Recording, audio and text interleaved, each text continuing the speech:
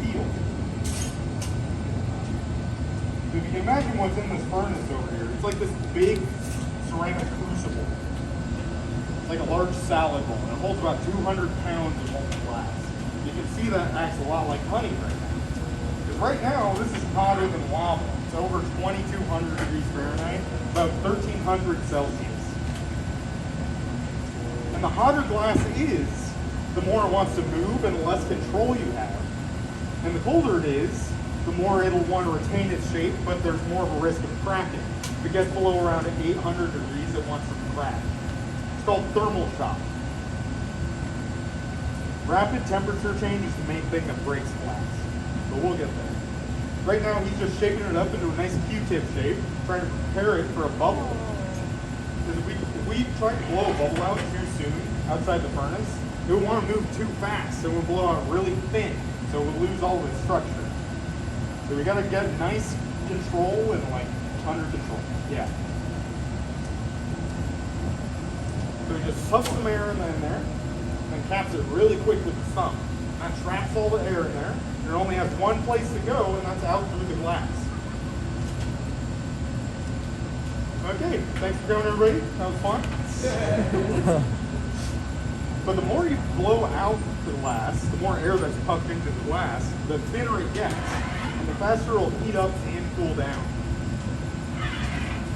So that's the main reason that you don't want to blow it too thin, and you need to have a lot of control over it.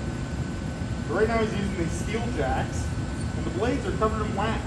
These are the main shaping tool we're going to be using for the whole process. Because like the steel pipe, the hotter the steel jacks get, the more they'll want to stick to glass. So that's why they're covered in wax, to prevent them from sticking.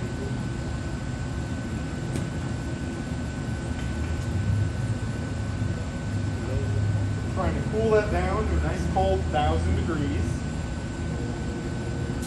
So then it'll be nice and stiff for when he goes to gather over it again. Because if it was too hot, then that bubble will want to crumple in on itself.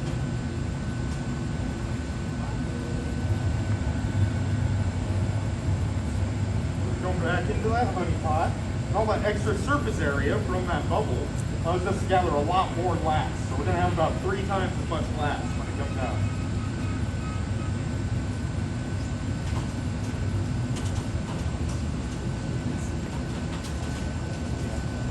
So that orange glow is purely from the heat of the glass.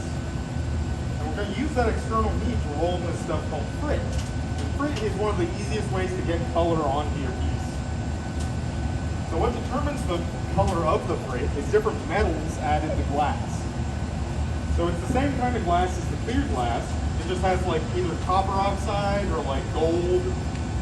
Coppers make a lot of light greens and blues, while gold makes light pinks. So depending on the color you're using, the price can vary pretty drastically. But when you roll it up, it actually cools down the surface quite a bit. So you gotta reheat that if you want to pick up any more color. But also the surface of that frit is still pretty sharp, so to smooth it out and get nice coverage, you also want to heat it up.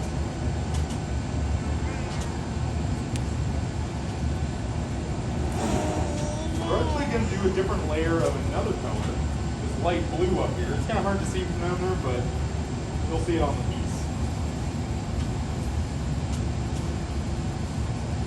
So again, it'll just stick straight to that molten surface.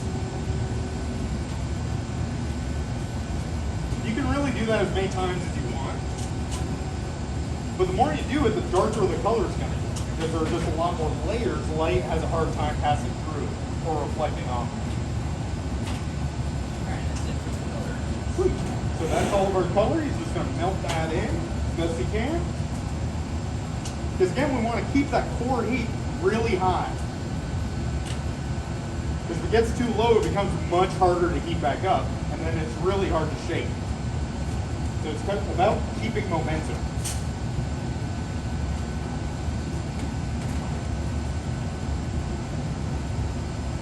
So because we still have to blow it out quite a bit, it's going to shape it up with this wood block. It's covered in water because of these high temperatures. It creates a vapor barrier between itself and the glass. That helps us retain a lot of heat while keeping the block protected.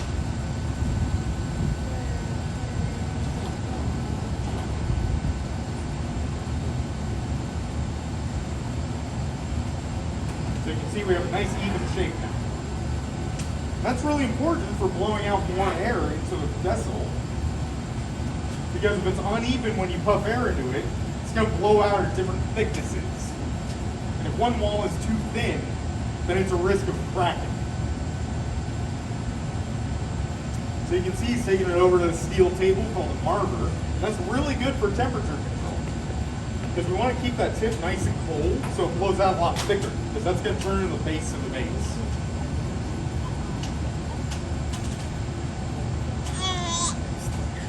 So it's kind of hard to see, but maybe you can see how much thick glass is up in there. So he's going to heat that up again. The more experienced the glass blower, the hotter they can work. Because again, you have to have much more control over it. You turn it faster, the hotter it is. Because it always wants to fall off the pipe.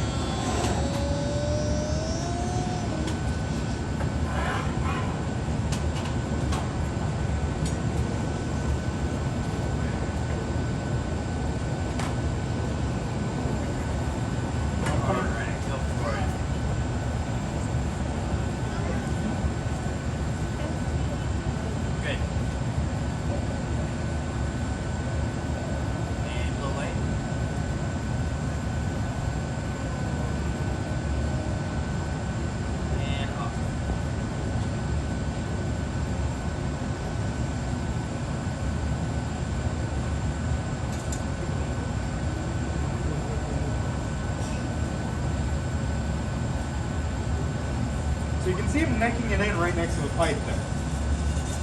That's specifically because we're going to break it off of this pipe once we're finished with the base.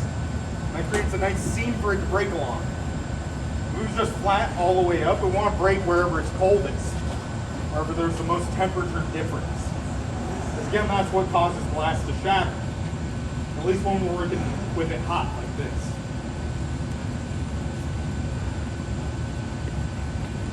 When we go to break it off on this thing called a punty, you actually see us take advantage of that rapid temperature change to break it right on the seam. We'll grab a little bit of water and then just dip it right when it's really cold. And we'll crack it right along there. So you can see that nice orange gradient. That's good because we only want to heat up the stuff that we're trying to shape.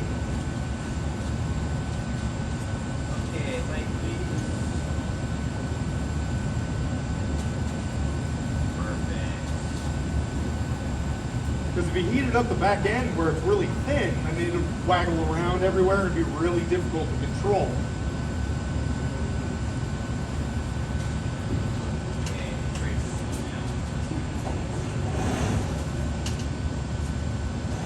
So you also see him using this specialty tool we like to call a wet newspaper. But it takes advantage of the same properties as these wood blocks, creates that vapor barrier that protects the newspaper and Barker's hands. But it gives you a more organic shape because it folds to your hand.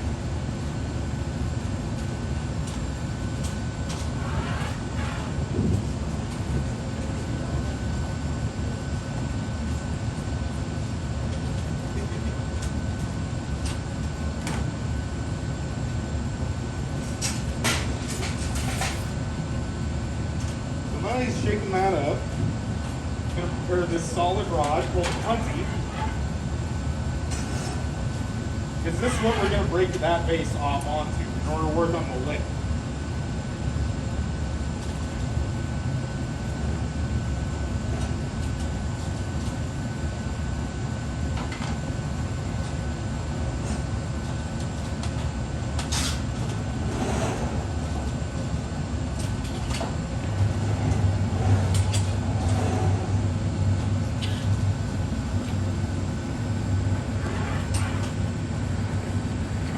Where a lot of beginning glass blowers make or break a piece. Because this is not a lot of glass, it's going to cool down really fast. So I have to shape it up pretty quick so it retains its heat. Because if it gets too cold, it's not going to want to stick to the base of that vase. Or worse, it's it's going to slightly stick, and when he goes to break it off, it will fall off both pipes. But it also can't be too hot, because if it's too hot, it's going to be hard to break off later when we have to load it. So his job is just keeping it on center, because that's how we get our symmetry. And my job is going to be catching the base when he breaks it off the pipe. Yeah.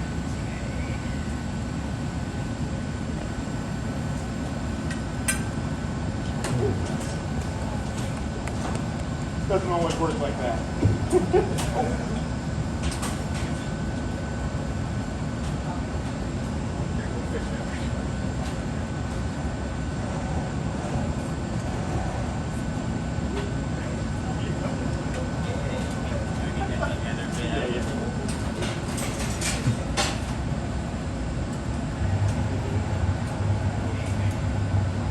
I think it got a little shorter. That'll happen if we get it too cold. It's a great example of what happens when the glass gets too cold and you subject it to really intense heat. We're going to keep going with this, but it's not quite going to be what we intended. Right now, Ash has to get all the extra glass out of the hole. We can't let that sit in there, otherwise that'll eat away the ceramic that makes up that hole, so it insulates it.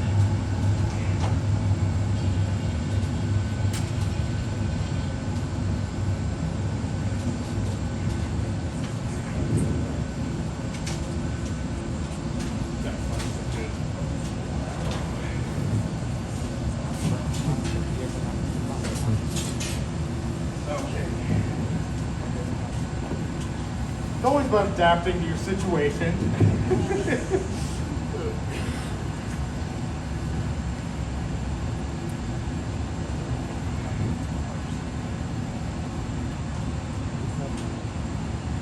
But the important part is that the rest of it actually stayed on the country. Because that's still workable glass. And it can still become something perfect.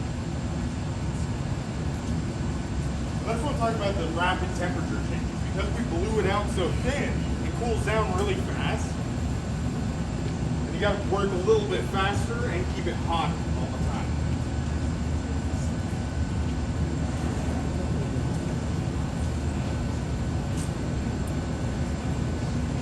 So we're gonna heat that up quite a bit. Actually, where it's cinched down, it actually gets pretty thick. So we can flare it out while it's really hot. To even it up, you can use these glass shears, just glass scissors. Cut it nice and even. It's kind of like cutting through dangerous plating.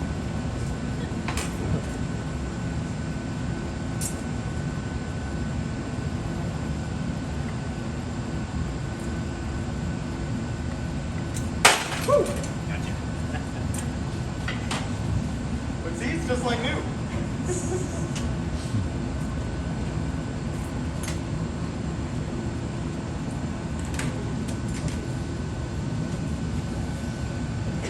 So the rest of the lip is actually going to involve these guys, these jacks.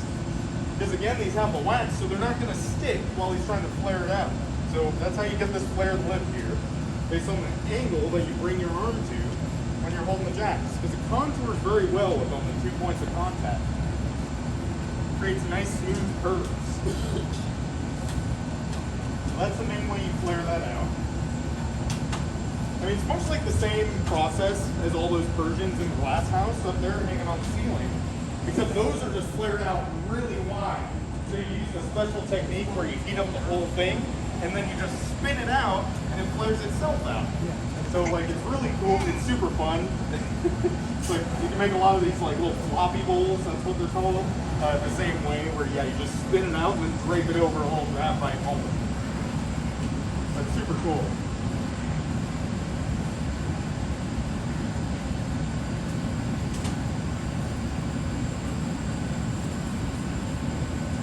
Especially for larger pieces, you'll have an assistant like you're locking your hand or something because it radiates a lot of heat.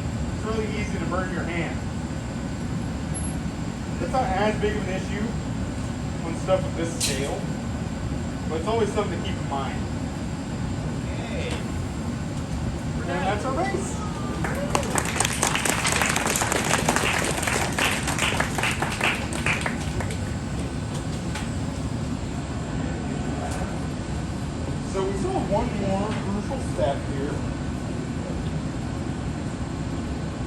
That's to load it in these annealers, these glass ovens. They're about a little lower than 1,000 degrees Fahrenheit, about 550 Celsius.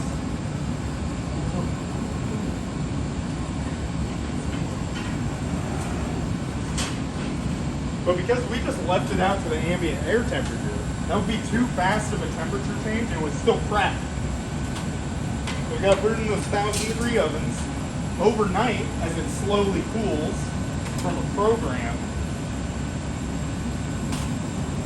And that reduces all the internal tension so it doesn't crack.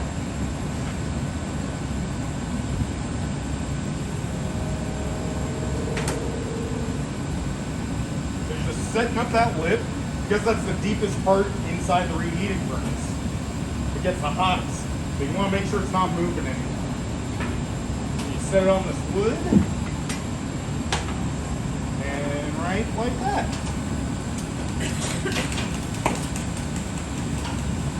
So it's still super sharp where it breaks off. So it's going to use this 5,000 degree torch. And it just melts it in. Because the hotter glass gets, the more it wants to fall up and smooth out from the surface tension. But it also gets it hot enough so we can stamp it with our initials.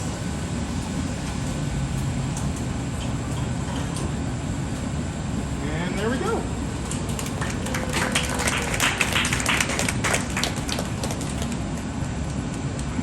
Okay, thanks for coming, everybody. I'd like to take a moment to tell you about the Community Hop Shop. That's this wonderful place that we make all these amazing things. And once they're finished, they actually get sold at the Space Needle gift shop for less than $100 each, I believe. But 100% of the proceeds go to help support local arts organizations.